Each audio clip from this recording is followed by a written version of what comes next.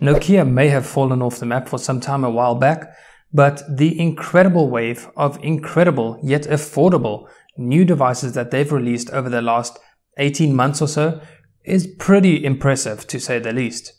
Today we'll be having a look at one of the latest additions to their portfolio, the Nokia 7.1.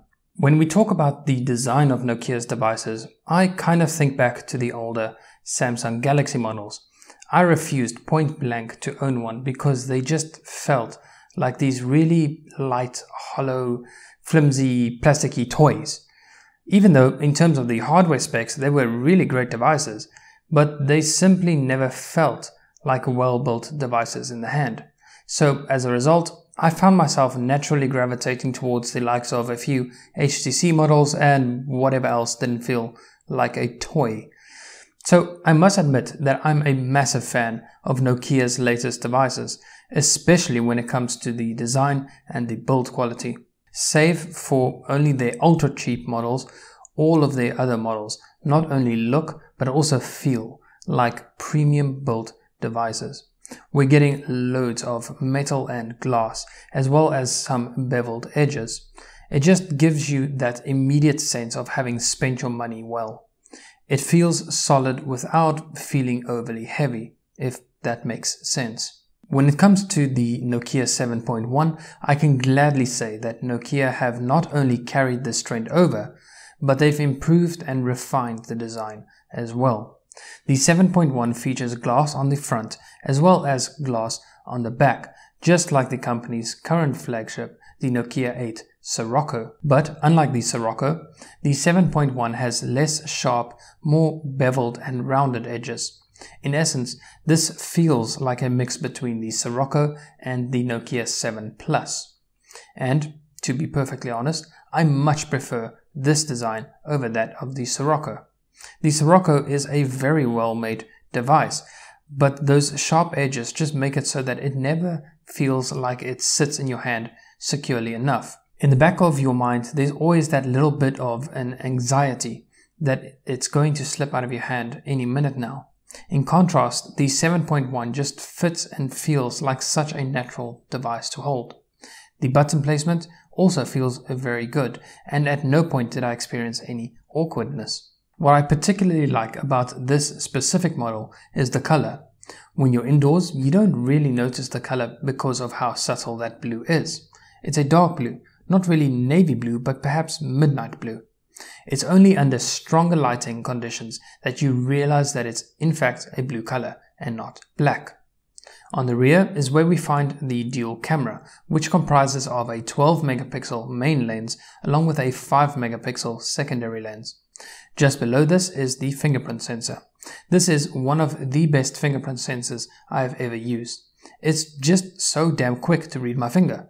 There is a bit of a delay between the reading and when the display turns on, but that's something we'll cover a bit more when we talk about the software. But for now, all I can say is that this fingerprint sensor does seem very accurate and very reliable. Over on the front, we immediately spot the design element that has become quite popular this year: the notch. As someone who has a couple of OCD tendencies, I honestly thought that this would bother me much more than what it actually did. I also really like the rounded corners of the display, and I think it fits in very well with all of the other rounded elements of the device's design. I think the only thing that I found a little annoying was the placement of the Nokia logo. We're so used to seeing the branding of a device along the top portion of the front panel, so for the first 2 or 3 days I constantly found myself picking the 7.1 up upside down. When we take a look under the hood, things can become a little confusing. Nokia doesn't seem to be taking a clear and direct upgrade path as you move up the model list. For example, here we've got a choice of either 3 or 4 gigs of RAM, depending on the amount of internal storage. This was the same for the Nokia 6.1 as well. But if we look at the 7 Plus, there you had a fixed amount of 4 gigs of RAM, and with the previous Nokia 7, you had a choice of either 4 or 6 gigs of RAM. To confuse matters even more, the 7 Plus was equipped with a Snapdragon 660 along with an Adreno 512 GPU, whereas the 7.1 has the Snapdragon 636 and Adreno 509. So at first we might assume that the 7.1 would be an upgrade over both the 7 and 7 Plus, but that's not necessarily the case. When we take a look at the software, this is, in my humble opinion, a huge part of what makes Nokia's latest devices so damn great. It's not about what they've done with Android, but rather what they haven't done. As is the case with the Sirocco, the 7, the 6.1, the latest 8.1 and a bunch of Nokia's other devices, the 7.1 is part of the Android One program. Now, there is a fair amount that we could talk about with regards to exactly what Android One is, but all you really need to know is that it's Android in almost its purest form. It's kind of like having a Pixel device, but Nokia have tweaked things just a little bit here and there to ensure that you're getting the most from the camera and so forth. What this also means is that you'll be getting Android updates far more frequently than what you would on something like a Samsung or a Sony device. In fact, whilst this device was released in October with Android 8.1, around a month later it was updated to Android 9 Pie. So when I say that this is about what Nokia has not done, what I'm referring to is the fact that they haven't applied various resource-intensive customizations and skins, as would be the case with a Samsung, Sony or HTC device, for example. By tweaking Android as little as possible, this has two major advantages, both of which contribute to a satisfying experience in terms of daily usage. The first is that this gives you a fluid and simple Android experience during day-to-day use. But what it also means, and this is perhaps the most important bit, is that a lighter operating system doesn't require an ultra-fast CPU or a gazillion gigs of RAM. So even though the 7.1 is only spec'd with a Snapdragon 636 and either 3 or 4 gigs of RAM, you still get a reasonably fluid and responsive user interface. There's very little lag when actually launching an app, but there's a little lag before some apps are fully loaded. Of course, you could always head into the developer options and disable the screen animations, which would speed things up. Also keep in mind that this particular review unit has 32 gigs of internal storage, which means that it's also only equipped with 3 gigs of RAM. So I'm sure the extra 1 gig of RAM on the 64GB model would definitely make things a little snappier. The only area where I can say that I definitely felt the 7.1 being held back by the hardware is when it came to launching multiple apps and keeping them in memory.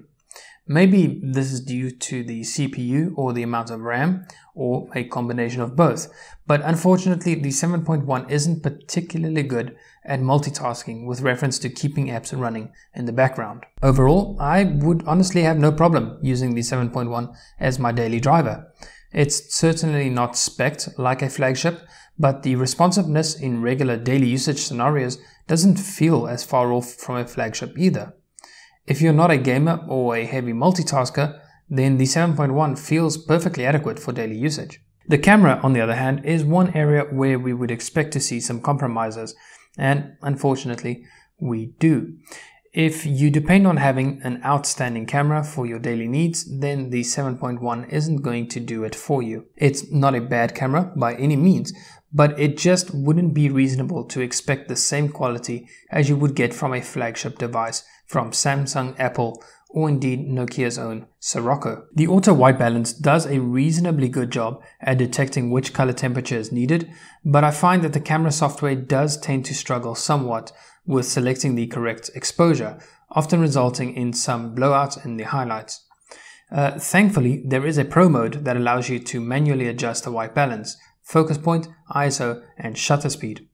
This does help to get some better imaging results, but the vast majority of people don't want to be tinkering around with the manual controls each time they pull out their phone to snap a pic. That just pretty much defeats the whole purpose in terms of convenience of having a camera on a phone. But for what it's worth, the 7.1 does a reasonably good job in natural daylight scenarios. Again, if you don't care about taking super great shots, then the 7.1 will probably suffice for most scenarios. And lastly, value is something Nokia knows extremely well how to pack into their devices. When I look at, hold, and use the 7.1, I'm genuinely having a hard time coming to terms with the fact that this device costs just $260. Like, how? How can they manage to make such a well put together device for such little money and still turn a profit? And believe me, they're turning a profit. When I first held the device and looked up the price, there was one thing that immediately sprang to my mind. In one of the episodes of Mad Men, the agency was tasked to come up with an ad campaign for Jaguar.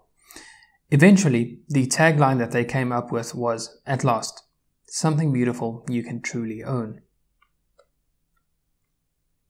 Now, the reason why they came up with that specific tagline may have been under a very different context, but the sentiment is the same for me when I look at this device. As I said, the 7.1 doesn't come with super high performance specs, but the days where there was a substantial gap in the look and feel between flagships and more affordable devices is officially over.